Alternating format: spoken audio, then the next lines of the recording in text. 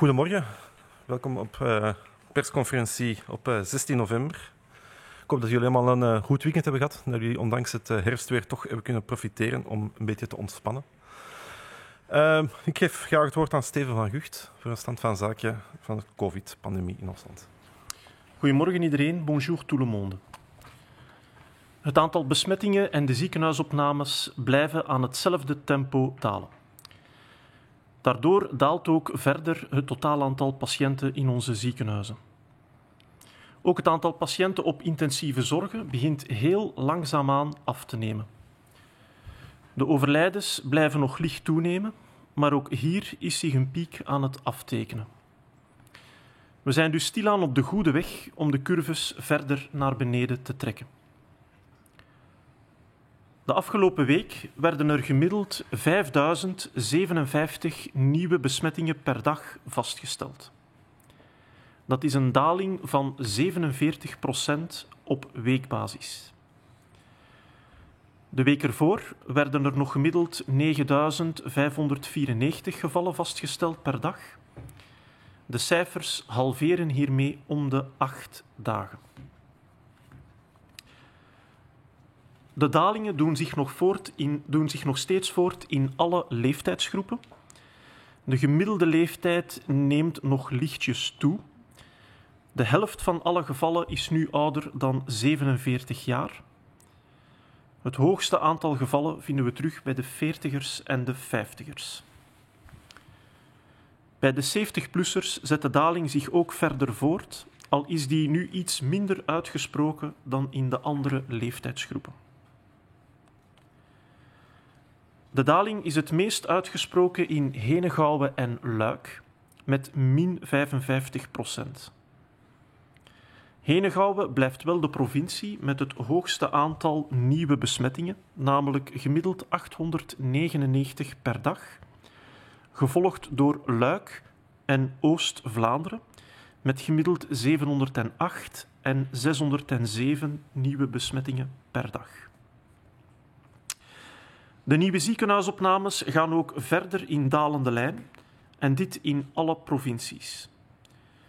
Gemiddeld werden er de afgelopen week 463 nieuwe patiënten opgenomen met COVID.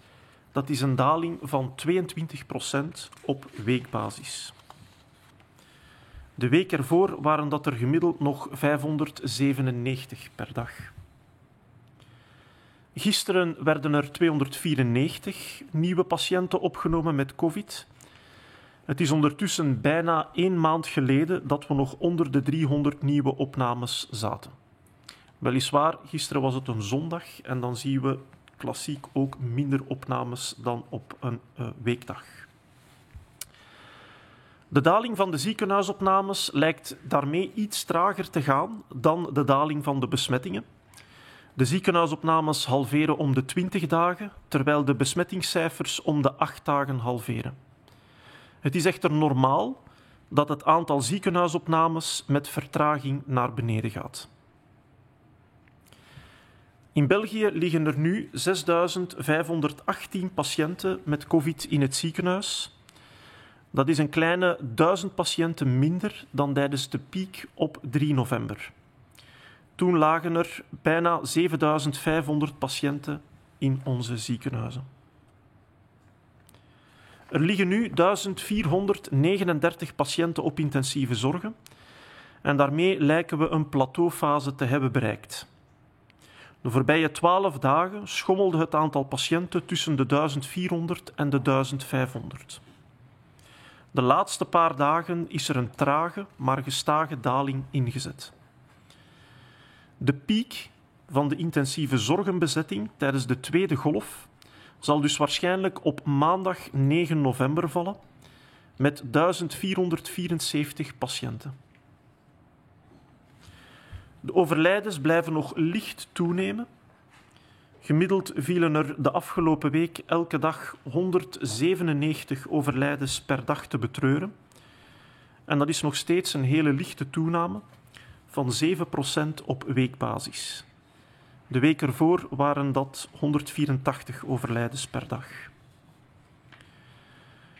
De piek van de overlijdens van de tweede golf zal zich waarschijnlijk aftekenen op vrijdag 6 november met 200 overlijdens op 1 dag.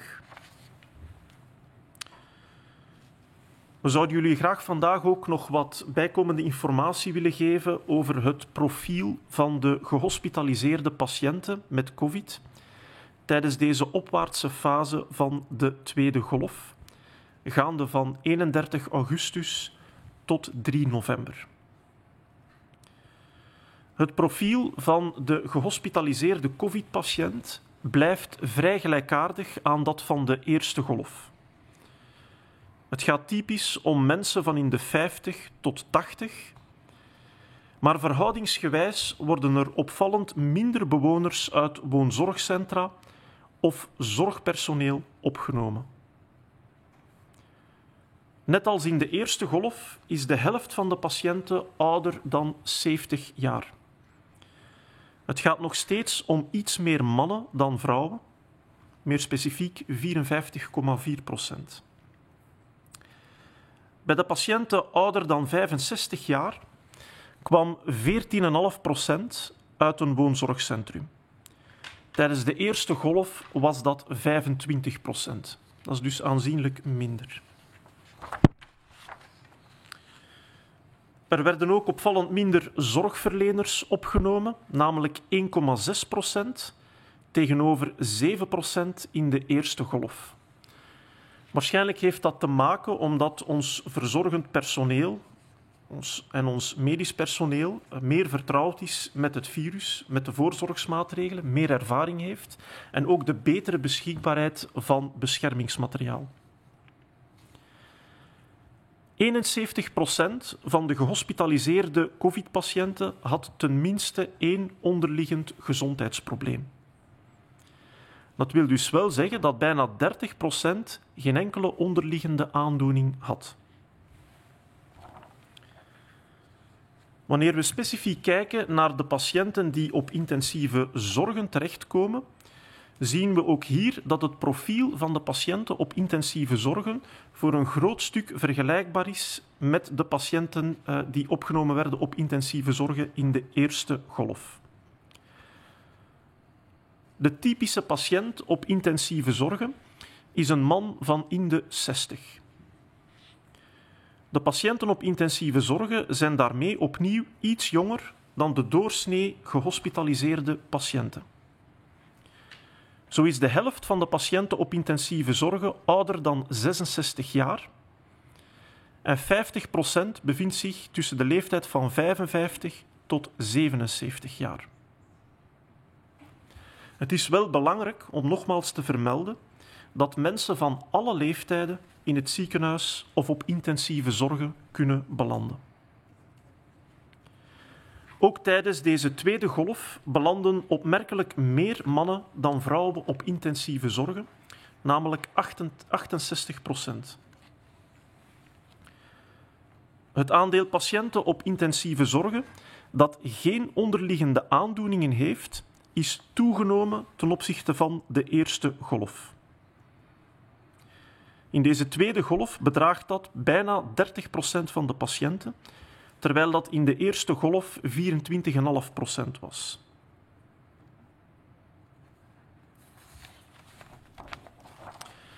Deze gegevens geven ons een eerste beeld van het profiel van de patiënten in de ziekenhuizen tijdens deze eerste helft van de tweede golf. Het is pas wanneer deze tweede golf volledig achter ons zal liggen dat we een volledige vergelijking zullen kunnen maken.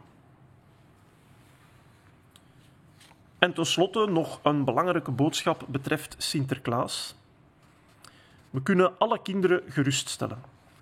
De Sint zal ook in deze bijzondere tijden cadeautjes aan huis brengen. Afgelopen zaterdag kwamen de Sint en zijn Pieten met de boot toe in ons land. Door de coronamaatregelen konden de kinderen dit jaar de Sint niet persoonlijk opwachten naast het water, maar hebben ze zijn intrede op televisie kunnen volgen. De Sint krijgt gelukkig wel een uitzondering op de avondklok en de quarantaineregels van onze ministers. Toch zullen ook de Sint en zijn Pieten erg voorzichtig moeten zijn tijdens hun verblijf in ons land en de coronamaatregelen opvolgen. Ze zullen afstand houden, een mondmasker dragen en vaak hun handen wassen. De Sint zal misschien niet alleen thuis, maar ook bij oma en opa, bij Meter en Peter, een cadeau brengen voor de kinderen. Ze hebben hun oogappels de afgelopen maanden erg gemist en we begrijpen dan ook dat zij hen graag een plezier willen doen met een cadeautje van de Sint. Het is weliswaar belangrijk om dat op een veilige manier te doen. Oma en opa kunnen bijvoorbeeld aan de Sint vragen om de cadeautjes direct bij de kinderen thuis te brengen. Dat is het veiligst. Als grootouders de cadeautjes toch zelf willen bezorgen aan hun kleinkinderen, dan is het best om dit buiten te doen, in de open lucht, en daarbij een veilige afstand van 1,5 meter te respecteren.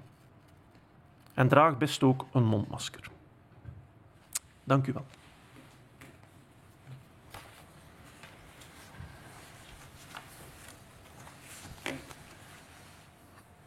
Goedendag iedereen, bonjour à toutes, bonjour à tous.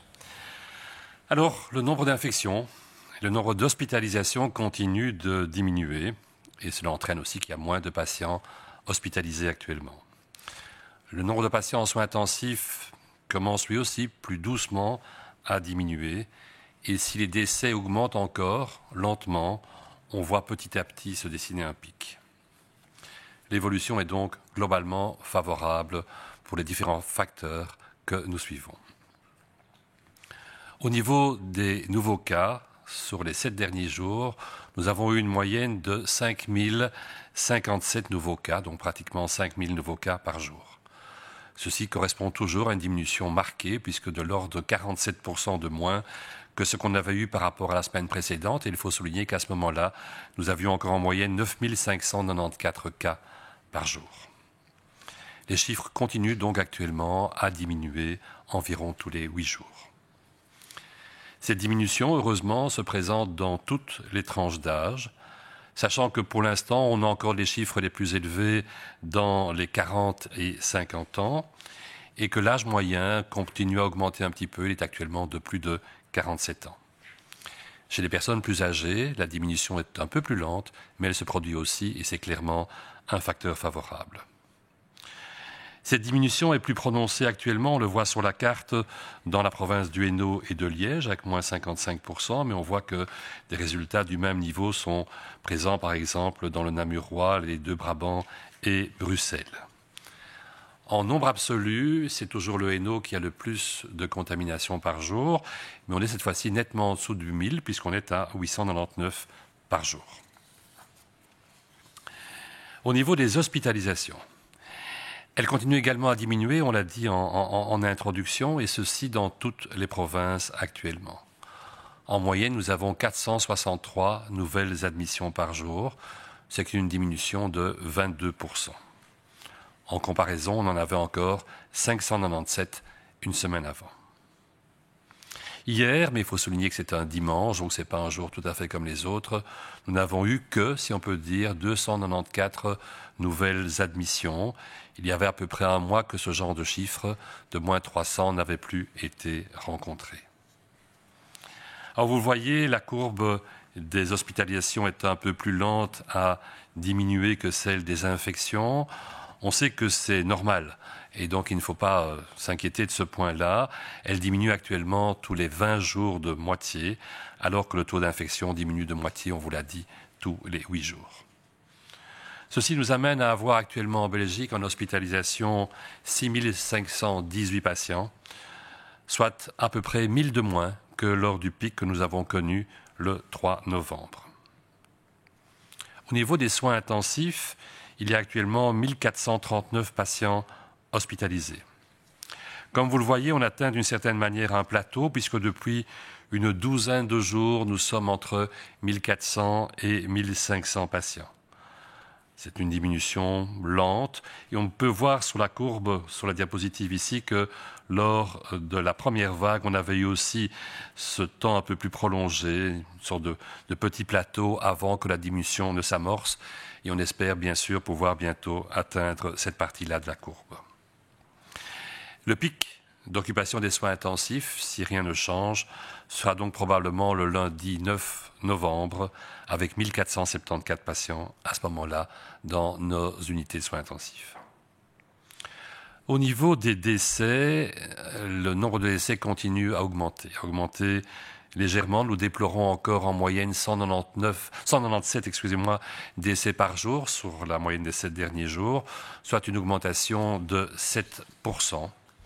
La semaine qui précédait, on avait une moyenne de 184 décès. Comme vous le voyez, on a l'impression que s'amorce bientôt une diminution. Actuellement, on peut dire que probablement, le vendredi 6 novembre était le pic des décès de la deuxième vague, avec 215 décès ce jour-là. Alors, on voudrait développer 2 thèmes avec vous aujourd'hui, un sérieux et un peu plus joyeux.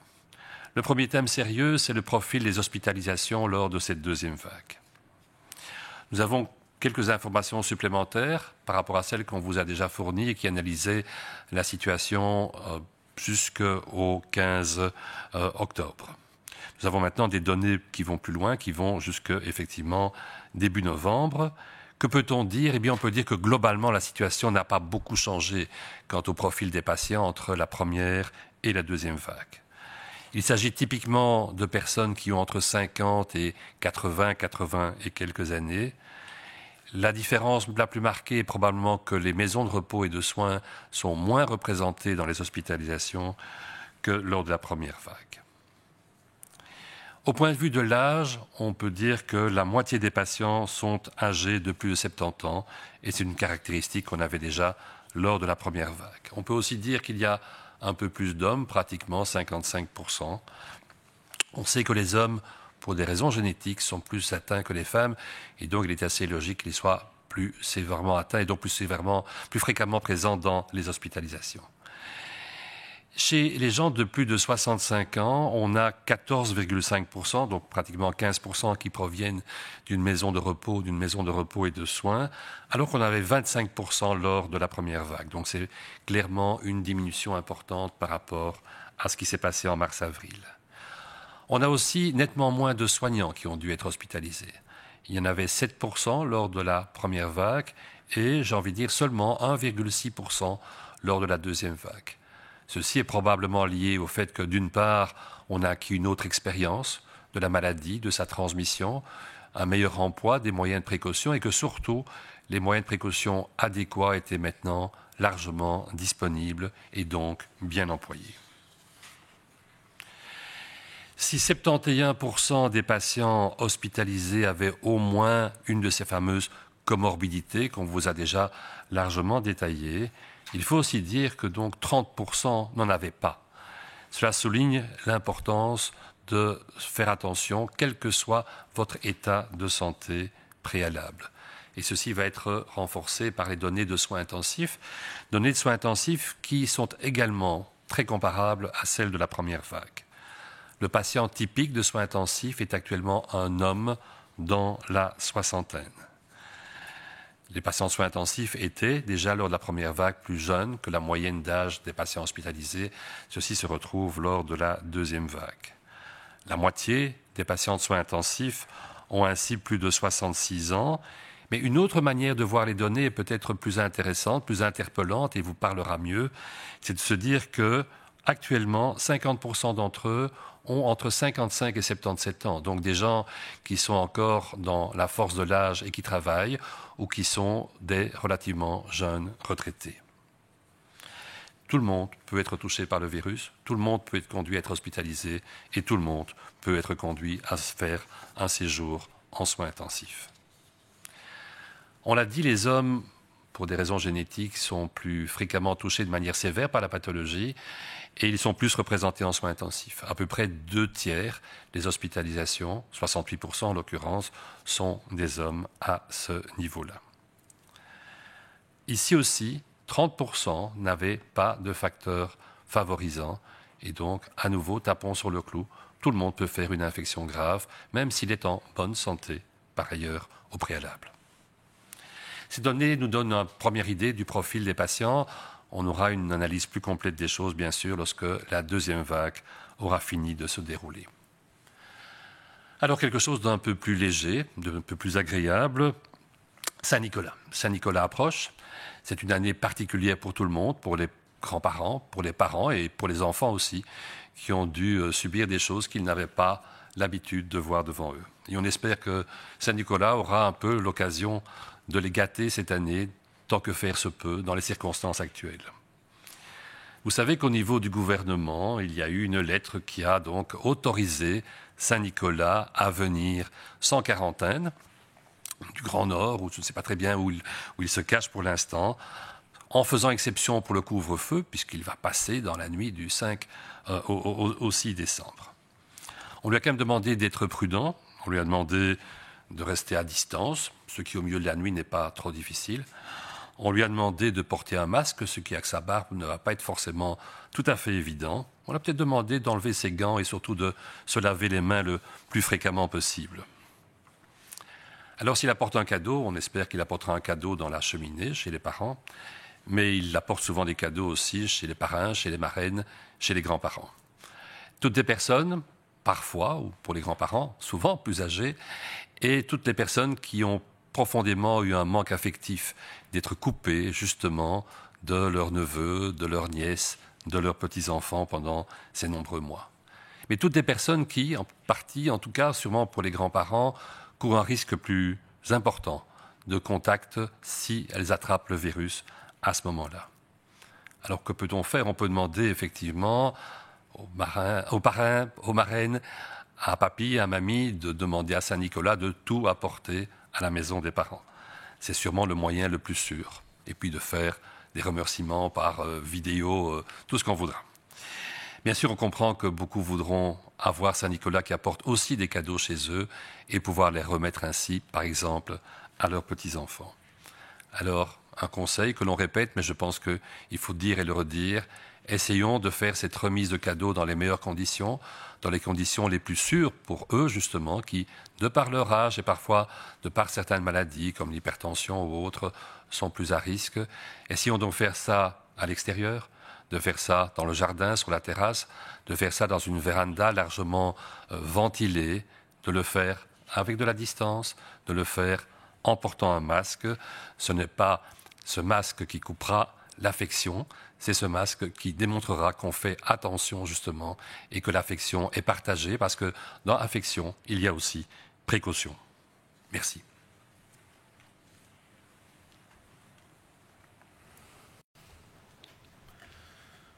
Goedemorgen. In veel gezinnen met kinderen zal het deze morgen misschien terug een beetje hectisch zijn geweest. Zoeken naar de nieuwe routines.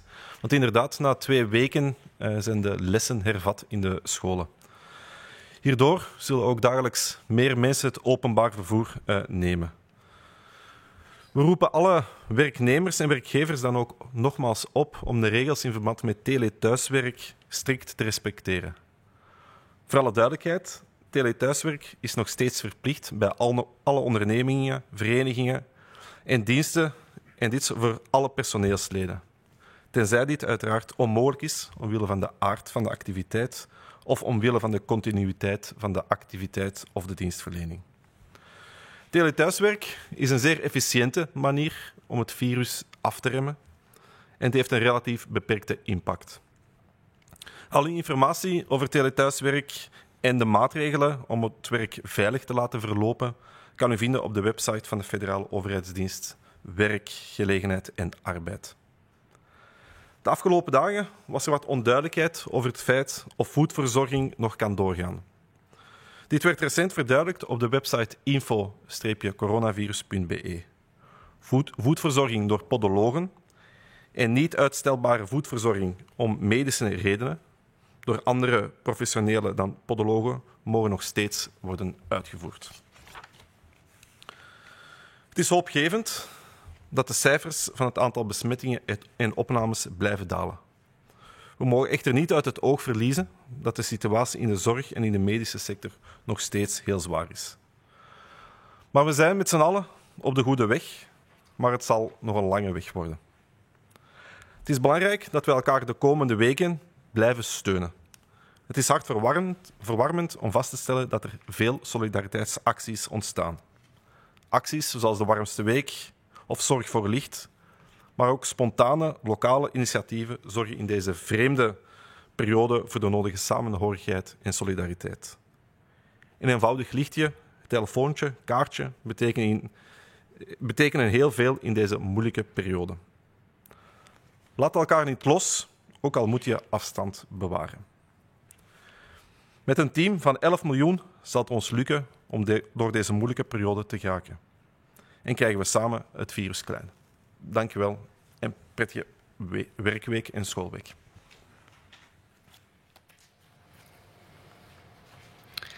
Bonjour à toutes et tous. Aujourd'hui, pour les enfants et pour leurs parents, c'est une journée un petit peu particulière parce qu'il va falloir se réhabituer à un autre rythme. Les cours reprennent dans le fondamental. Dans le secondaire, ils reprennent, mais partiellement. Cela a aussi pour conséquence que la fréquentation des transports en commun va augmenter. Les sociétés de transports en commun ont d'ores et déjà pris des mesures pour adapter leur offre à la situation. D'autres de nos activités ont des conséquences sur les transports en commun et c'est bien sûr le cas de nos activités professionnelles. Nous appelons donc une fois encore tous les employeurs et employés à respecter strictement les règles concernant le télétravail, notamment pour ne pas peser sur la fréquentation des transports en commun, la fréquentation dans les gares, dans les arrêts de métro, etc. On le rappelle, le télétravail est obligatoire dans toutes les entreprises, associations et services pour tous les membres du personnel, sauf bien sûr si cela s'avère impossible en raison de la nature de la fonction des personnes concernées. Le télétravail est une mesure efficace dans la lutte contre le virus et il peut être mis en place relativement aisément et sans grandes conséquences sur l'activité de certaines entreprises. Pour toutes vos questions sur les règles applicables dans le monde du travail, que ce soit le télétravail ou que ce soit les règles applicables sur le lieu de travail, on vous conseille vivement de passer sur le site du SPF Emploi, donc c'est emploi.belgique.be.